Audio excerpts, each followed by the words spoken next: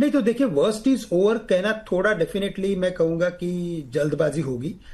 लेकिन अगर कुछ परसेंटेज रेशियोज के बेसिस पे अगर बताने की अगर बात करूंगा तो मैं कहूंगा कि मुझे लगता है कि 90% ऑफ द पेन निकल चुका है। क्यों? उसका रीजन ये है कि इस बार क्रूड इतने बड़े न्यूज फ्लो के बाद भी 140 के लेवल्स को उसने छुआ नहीं। जो रशिया यूक्रेन के वॉर में हुआ था 140, और 2008-2009 में एक बार 140 हुआ था, करेक्ट।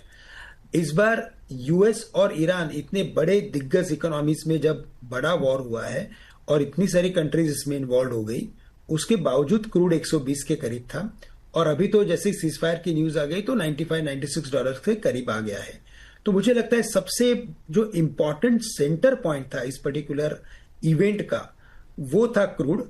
और अगर क्रूड के दाम अगर वापस 95 के करीब आ गए हैं तो मैं कहूंगा कि काफी हद तक मामला सुलझ चुका है।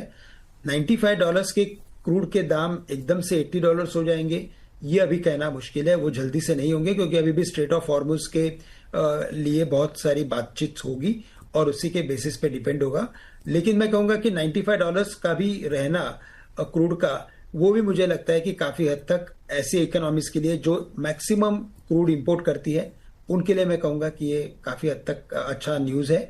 और यही कहूंगा मैं कि इसे वर्स्ट इज ओवर नहीं कहेंगे, लेकिन एट द सेम टाइम मैं ये कहूंगा कि ऐसे मार्केट में अगर कोई भी करेक्शन आता है तो ये इन्वेस्टर के लिए एक अपॉर्चुनिटी है। क्रूड को लेके अभी क्या एक्सपेक्टेशन लग रही है सर? ये आपने कहा 80 तो नहीं जा रहा, लेकिन अगर क्या ये 90 से 95 के बीच में, अगर हम अगले 2-3 महीने की बात करें, इसके बीच में रहने का अनुमान रख सकते हैं क्या? नहीं, इनफैक्ट मैं तो कहूंगा 90 क्या, शायद $80 का भी हम एक्सपेक्टेशंस रख सकते हैं। क्योंकि जैसे जैसे डेवलपमेंट्स आते जाएंगे वैसे वैसे क्रूड के दाम और भी कम होते हुए नजर आएंगे। उसका रीजन मैं ये कहता हूं कि जैसे ये स्पाइक हुआ वॉर के बाद क्रूड के दामों में, अगर आप देखें तो जो लॉन्ग डेटेड फ्यूचर्स थे क्रूड के, जो दिसंबर के या दिसंबर 2026 के अगर आप फ्यूचर्स देखेंगे तो वो तकरीबन 80-85 के करीब के थे। और अभी जैसे ये थोड़ी सी सेटलमेंट की बात आई है, ये दाम हो गए $80 के करीब। तो मुझे लगता है इवेंचुअली मार्केट 80 का बेस पकड़ के चल रहा है और हायर लेवल्स में मैं कहूंगा कि 100 के करीब का रेजिस्टेंस रहेगा। तो 100 और 80 की रेंज रहेगी, लेकिन बहुत ही हाई चांसेस है कि हम धीरे धीरे इस पर्टिकुलर ट्रेंड को, यानी कि क्रूड के दामों में और गिरावट आते हुए देखेंगे। कच्चे तेल में और ज्यादा गिरावट देखने को मिल सकती है। रुपी एक दूसरा विषय रहा सर, बड़ी चिंता का विषय रहा, लेकिन आरबीआई के इंटरवेंशन के बाद हमने देखा कि काफ़ी ज़्यादा जो है रिकवरी आ चुकी है, 95 तक के लेवल आते हुए दिखाई दिए सर।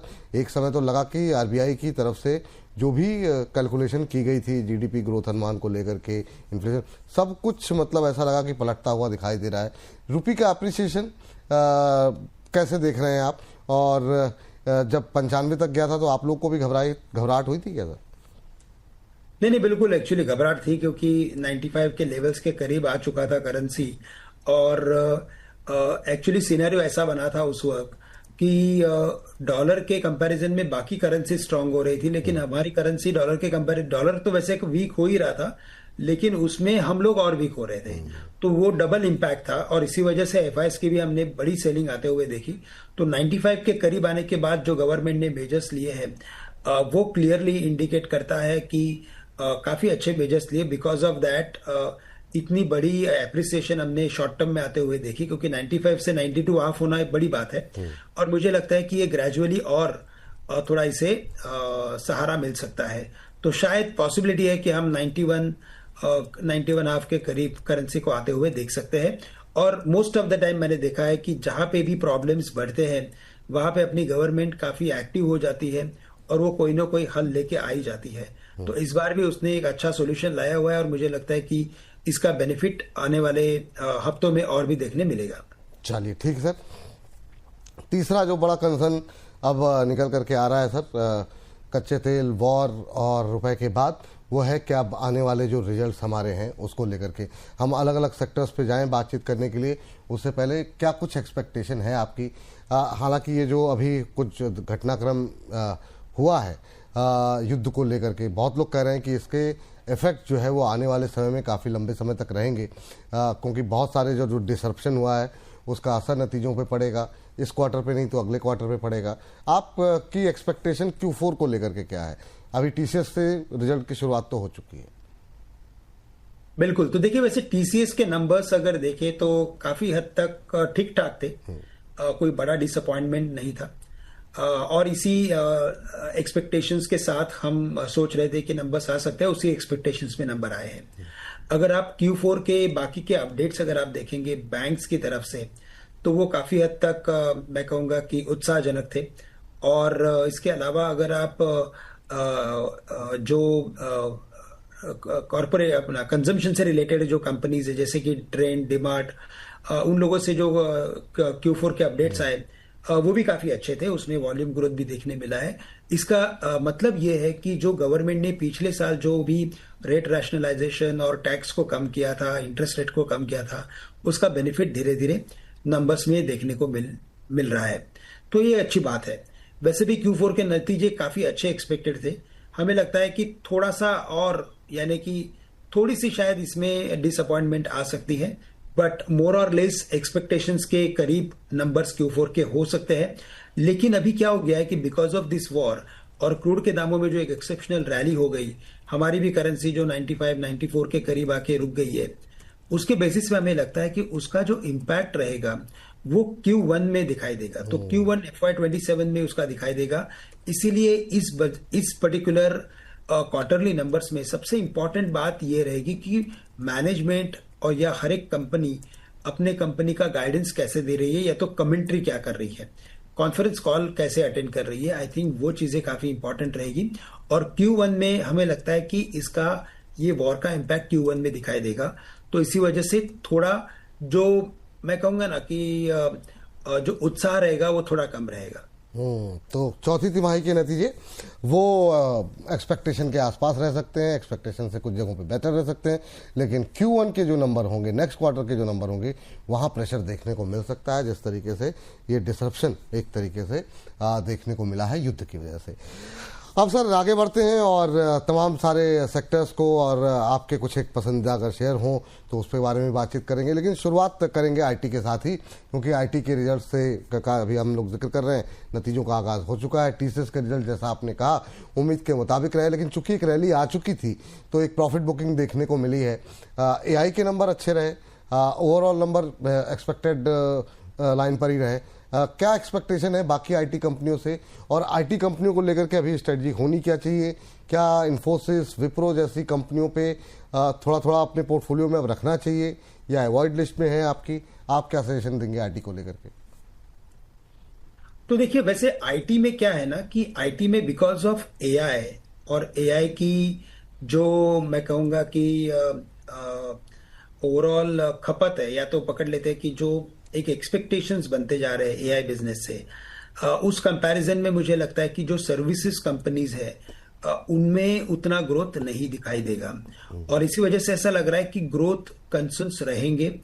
करंट ग्रोथ भी अगर वो मेंटेन कर ले तो भी बड़ी बात है। करंट ग्रोथ 4 से 5% के करीब के है, जो काफी हद तक मैं कहूंगा कि काफी कम है। हमारे इधर क्या होता है कि जो इन्वेस्टर्स होते हैं वो देखते हैं कि अगर किसी कंपनी में या किसी पर्टिकुलर सेक्टर में अगर ग्रोथ आ रहा है 4-5%, बट बाकी किसी में अगर 7-8% आ रहा है तो उसमें इन्वेस्टमेंट्स जाते हैं। तो नेचुरली आने वाले 2 या 3 सालों में कोई बड़ा इसमें ड्रामेटिक चेंज होते हुए नहीं दिख रहा है। इसी वजह से क्या हो गया है कि जो मल्टीपल्स जो देखते थे हम आईटी सेक्टर के लिए, उसमें अभी क्या हो गया कि एक चेंज आ गया है। अभी यहाँ पे प्राइस टू ग्रोथ देख रहे हैं, पेग रेशियो देख रहे हैं। और अगर पेग रेशियो देखेंगे, पी टू ग्रोथ देखेंगे, तो उसमें क्या हो रहा है कि वो अभी भी काफी महंगा आ रहा है, क्योंकि ग्रोथ नहीं नजर आ रहा है। तो ग्रोथ अगर कम रहेगा तो ऑटोमेटिकली मल्टीपल्स को यहां से और कम होना पड़ेगा। तो मुझे लग रहा है कि मोटा मोटी आईटी सेक्टर में कोई बड़ी हमें तेजी देखने नहीं मिलेगी। यस, पॉसिबल है मार्केट चल जाए तो यहां से 10% की तेजी देखने मिल सकती है, लेकिन ओवरऑल हमें लगता है कि लिमिटेड रिटर्न्स रहेंगे और यहां से इन्वेस्टमेंट्स और भी बाकी सेक्टर्स में शिफ्ट होते हुए नजर आएंगे। तो सर अगर ये जिनके पास है जी, जिनके पास है सर, तो क्या उनको खाली होल्ड करना चाहिए? ठीक है, पुराना पड़ा हुआ है, लेकिन जो नए खरीदार हैं क्या उनके अभी थोड़ा सा अवॉइड करना चाहिए आईटी स्टॉक्स को? बिल्कुल। तो देखिए बहुत अच्छा क्वेश्चन है ये। क्योंकि मुझे भी हमारे जो क्लाइंट्स है वो कई बार यही क्वेश्चन पूछते हैं कि अभी यहाँ से यही सवाल रहता है कि यहाँ से अभी आईटी में क्या करें। तो जिनके पास इन्वेस्टमेंट्स हो, मैं कहूंगा कि उनके लिए वो बने रहे। और यहाँ से अगर पकड़ लेते हैं कि 7 से 10% की, अगर 10% तक की अगर तेजी दिखाई देती है, तो वहां पे कुछ एक्सपोजर को कम करे। जो नए इन्वेस्टर्स हैं, मैं उनके लिए कहूंगा कि बहुत ही हो सके उतना कम एक्सपोजर आईटी के लिए फॉर द टाइम बिंग रखे। नो डाउट बहुत सारी कंपनीज फंडामेंटल्स के बेसिस पे अच्छी है, लेकिन बिकॉज की ग्रोथ जो है वो समझ में नहीं आ रहा है, इसकी वजह से आपका इन्वेस्टमेंट इस सेक्टर में कम होना जरूरी है। आप स्टॉक स्पेसिफिक रहिए, आपको टॉप डाउन अप्रोच लेने की जरूरत नहीं है। आप किसी एक या दो स्टॉक्स में इन्वेस्टेड रहिए और उसी में आपके मैं कहूंगा कि इन्वेस्टमेंट्स को बनाए रखें। ठीक है सर। सर, पावर को लेकर के कई तरह की बातें आ रही हैं। एक तरह की बात ये आ रही है कि भाई आवश्यकता रहेगी, पावर की आवश्यकता तो हमेशा ही रहेगी, तो पावर पे नज़र रखें। दूसरा व्यू आ रहा है कि अभी जो डिसरप्शन देखने को मिला है उसका असर नेगेटिव हो सकता है पावर के लिए। एक आ रहा है कि अभी जो युद्ध की वजह से मौसम में परिवर्तन है, नॉर्थ के अंदर अभी भी वैसी गर्मी नहीं पड़ रही है, तो हो सकता है उसकी वजह से थोड़ा और प्रेशर देखने को मिल सकता है। पावर को लेकर के अभी आपका व्यू क्या है? बीते हफ्ते के अंदर, 1-1.5 हफ्ते में हमने एक अच्छी रिकवरी भी देखी बहुत सारे शेयरों में। अदानी पावर अच्छा चल गया, लोअर लेवल से सुजलॉन जैसे शेयरों में भी रिकवरी आ गई, तो कई सारे शेयरों में टाटा पावर भी रिकवर होगा। तो क्या व्यू है आपका पावर को लेकर के? नहीं, बिल्कुल बिल्कुल। तो देखिए, यहाँ पे पावर सेक्टर के लिए हमें एक बात जाननी जरूरी है कि जो इंडिया का जो पर कैपिटा पावर कंजम्पशन है, वो काफी बढ़ते जा रहा है और वो और बढ़ते हुए नजर आएगा। हमें यही लग रहा है कि ये डिसरप्शन की वजह से जो एनर्जी क्राइसिस हुए हैं, अब क्या होगा कि मैक्सिमम फोकस और बढ़ेगा कि रिन्यूएबल्स में, या थर्मल पावर है, या और भी जितने भी हाइड्रोकार्बन पावर है, जो भी है, जितने भी हम मैक्सिमम सोलार पावर जितना यूज कर सकते हैं, हम वहां पे अपनी एनर्जी यानी कि और इन्वेस्टमेंट्स आते हुए देखेंगे। तो ओवरऑल मुझे लगता है कि यहाँ पे शॉर्ट टर्म व्यू तो बिल्कुल नहीं लेना चाहिए, बिकॉज ये सेक्टर जो होता है इसे थोड़ा वक्त देना पड़ता है। बट ओवर द पीरियड, यहाँ से 2 से 3 साल का अगर व्यू हो, तो मुझे लगता है कि पावर सेक्टर में जो दिग्गज कंपनीज हैं उसमें इन्वेस्टमेंट करके चले। इनके कई सारे आई मीन से पावर कंपनीज के ईटीएफ भी अवेलेबल है। आप उस ईटीएफ को भी गो थ्रू कर सकते हो और उनमें भी इन्वेस्टमेंट्स कर सकते हो। लेकिन डेफिनेटली ये सेक्टर में निवेश करना बहुत जरूरी है आने वाले 2 से 3 साल का व्यू रख के। पावर स्टॉक्स में सर आपके कोई पसंदीदा शेयर्स हैं जो आप चाहेंगे हमारे दर्शकों के साथ शेयर करना, जो उनके पोर्टफोलियो में होने चाहिए या रख सकते हैं? नहीं, देखिए, वैसे अभी करंट लेवल्स पे पावर के ग्रोथ को देखे और पावर के करंट फंडामेंटल्स को देखे, तो मोस्ट ऑफ द स्टॉक्स अपने फेयर वैल्यू के करीब ट्रेड कर रहे हैं, यानी कि थोड़े से एक्सपेंसिव है ऐसा मैं कहूंगा।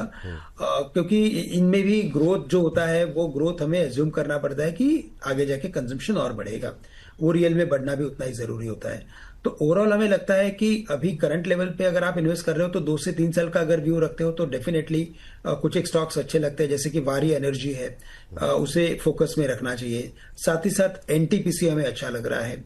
ओके, वहां पे भी हमें लगता है कि परफॉर्मेंस अच्छा देखने मिलेगा। इसके अलावा हमें सीमेंस इंडिया वो अच्छा लग रहा है, वहां पे भी हमें लगता है कि और इन्वेस्टमेंट्स आते हुए दिखेंगे। और एक पावर फाइनेंस कॉर्पोरेशन, तो कभी भी अगर आप किसी भी सेक्टर में अगर कुछ तेजी एक्सपेक्ट कर रहे हो तो उसके फाइनेंस कंपनी को भी ट्रैक में रखना जरूरी होता है। तो पावर फाइनेंस कॉर्पोरेशन पीएफसी, हमें लगता है यहाँ पे भी निवेश के अच्छे मौके मिलेंगे। ठीक। अच्छा, एक नाम मैं आपसे डिस्कस करना चाहता हूं सर, अगर आप टिप्पणी करना चाहें। जैसे इरिडा है, आपने कहा फाइनेंस जैसे सेक्टर पे भी नजर रखनी चाहिए, तो इरिडा जैसे शेयर बहुत अच्छी रैली रही, 30-32 पे आया, फिर 200-250 रुपए तक गया, लेकिन इधर लंबे समय से अंडर परफॉर्मर रहा है। अब बीते हफ्ते यहाँ पर भी रिकवरी आती हुई दिखाई दी है, 110 से 124 के आसपास आ गया है। क्या यहाँ पर भी नजर रखनी चाहिए? ये भी तो बैंक एक तरीके से है पावर क्षेत्र का, और अगर इस क्षेत्र में आवश्यकता लोगों को पड़ेगी, विस्तार होना है, तो इरिडा जैसी कंपनियां ही मदद करेंगी। नहीं, बिल्कुल, यहाँ पे भी मुझे लगता है कि वैल्यूएशंस काफी हद तक काफी अट्रैक्टिव हो गए हैं, लेकिन because it's a mid cap company, और मिड कैप कंपनी में क्या होता है ना कि एक थीम होती है और उस थीम के लिए पूरे सेक्टर का परफॉर्मेंस आना बहुत जरूरी होता है। तो ये इंडिविजुअली परफॉर्म नहीं करेंगे, उन्हें एक ब्रॉड बेस तेजी लगेगी। ब्रॉड बेस तेजी लगता है कि आने वाले शायद 1 साल में नहीं, लेकिन 2 से 3 साल में डेफिनेटली देखने मिलेगी।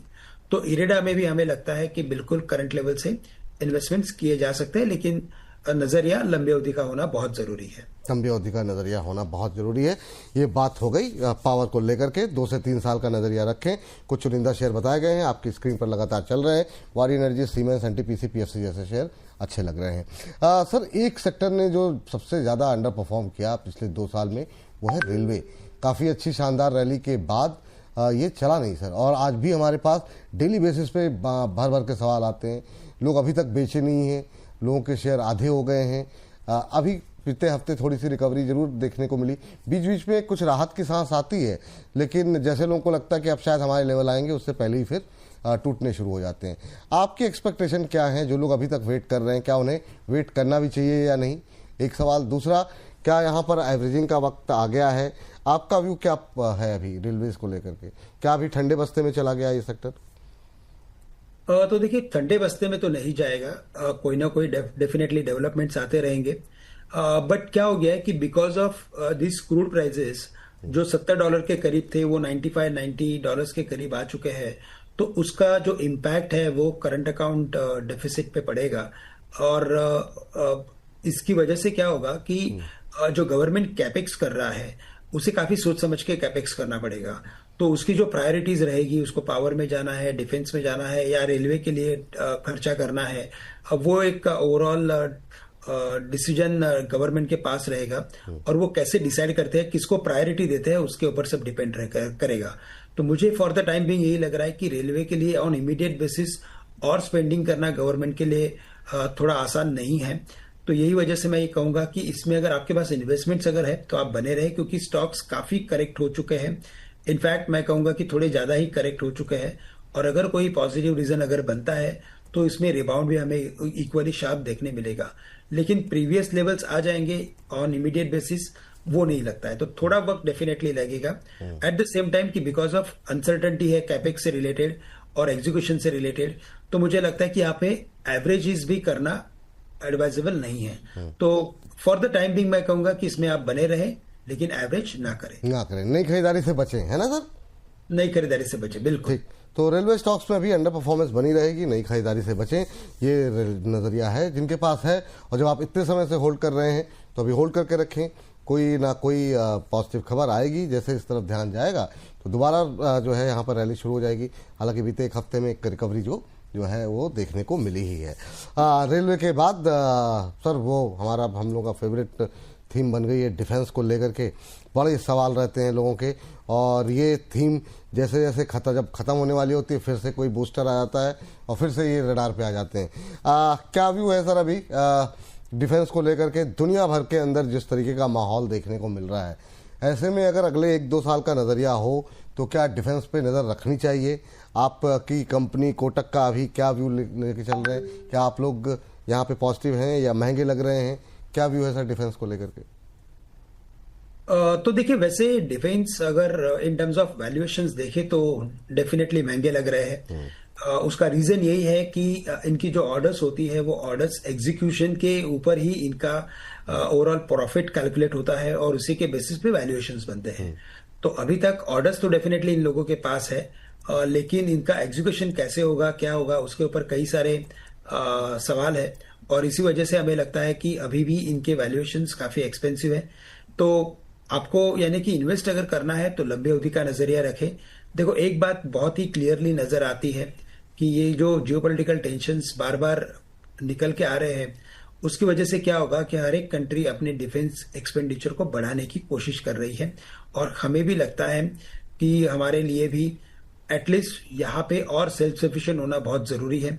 हमें भी थोड़ा और एक्सपेंडिचर करना जरूरी है, हमारे कंपनीज को और स्ट्रांग करना जरूरी है। तो डिफेंस सिस्टम को भी स्ट्रांग करना उतना ही जरूरी है, क्योंकि आपने देखा कि इस वॉर में सिर्फ पैसा ही नहीं लेकिन अकल भी काफी लगाई है।